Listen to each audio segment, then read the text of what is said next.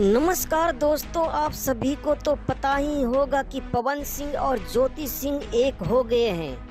आपको बता दूं कि उसी खुशी में है जो बताया जा रहा है कि पवन सिंह ने ज्योति सिंह के लिए एक महंगी कार खरीदे हैं। जैसे कि आप सब वीडियो में देख सकते हैं, पवन सिंह और उनकी मां कार खरीदने की खुशी में केक भी काट रहे हैं। दोस्तों, अब बताया जा रहा है कि पवन सिंह और ज्योति सिंह मिलकर है जो अपनी मां को बहुत ही बड़ा गिफ्ट देने वाले हैं। क्या आप सब बता सकते हैं कि वो गिफ्ट क्या होगा? कमेंट बॉक्स में हमें ज़रूर बताइएगा।